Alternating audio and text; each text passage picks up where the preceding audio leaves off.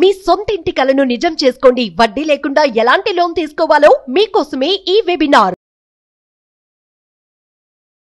Hi hello నమస్తే, welcome back to our channel. ఈరోజు మనతో ఉన్నారు స్టాక్ మార్కెట్ అనలిస్ట్ అయిన సుందరరామరెడ్డి గారు. సార్తో మాట్లాడతాం. నమస్కారం సార్. నమస్తే సార్.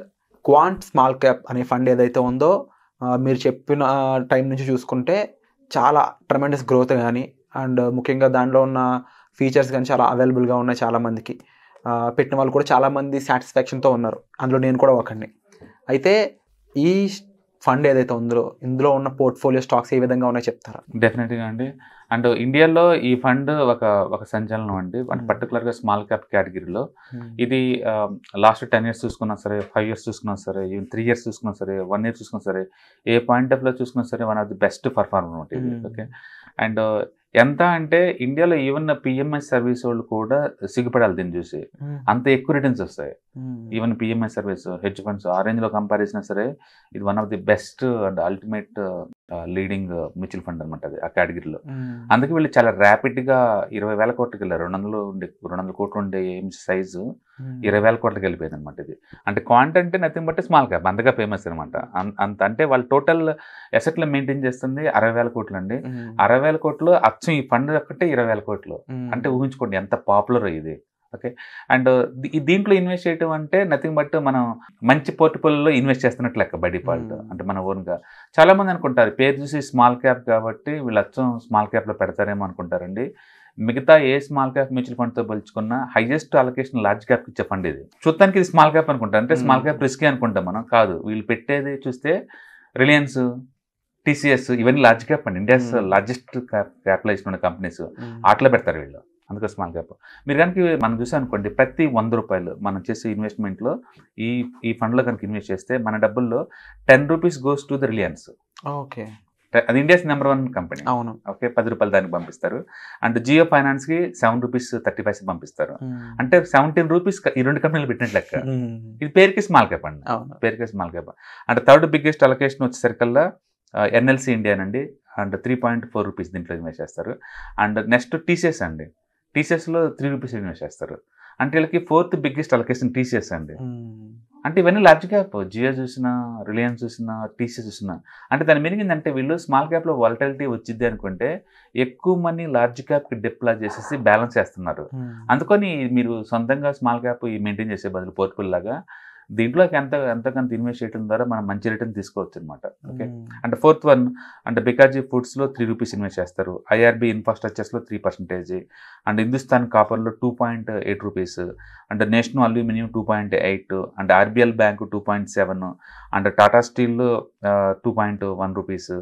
అండ్ నెక్స్ట్ గెయిల్ ఇండియాలో 1.7. Arvind, Graphite India, Punjab National Bank and HEG and RailTel, ఈ టోటల్ 91 కంపెనీస్లో అది మనీ 100% డిప్లాయ్ చేస్తుంది అనమాట. సో మామూలుగా అయితే స్మాల్ క్యాప్ అంటే 65% మ్యాండటరీగా స్మాల్ క్యాప్ టాప్ 250లో పెట్టాలి. Okay. Rest of the money వాళ్ళ ఇష్టం ఎక్కడైనా డిప్లాయ్ చేసుకోవచ్చు.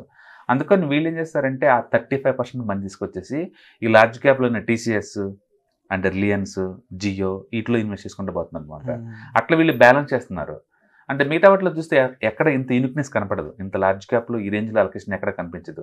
మన ఈవెన్ స్ట్రెస్ టెస్ట్లో కూడా వీళ్ళు చాలా క్విక్గా అంటే పోర్ట్ఫోలియో క్లోజ్ చేసుకునే ఛాన్స్ ఉందన్నమాట. ఎందుకంటే రిలయన్స్ లాంటి కౌంటర్లో ఎంటర్ పోర్ట్ఫోలియో అమ్మేసుకోవచ్చు.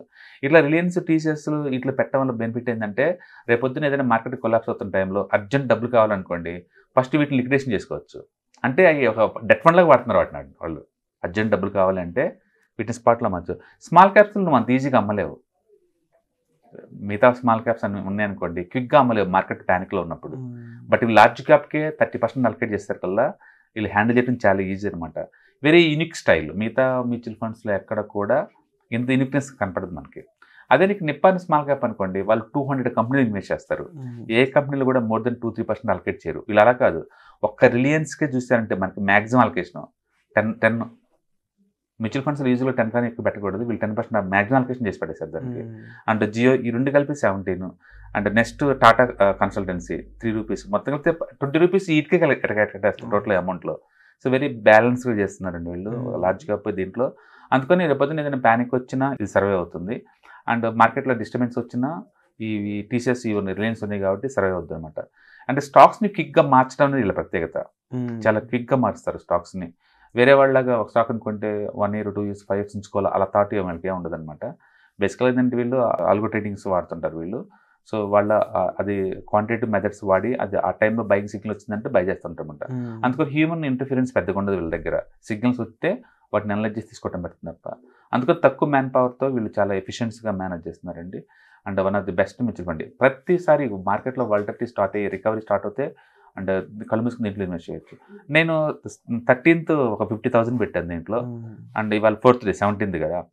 అండ్ ఆల్రెడీ 3% వచ్చిందండి. ఓకే, 3% వచ్చింది ఆల్రెడీ.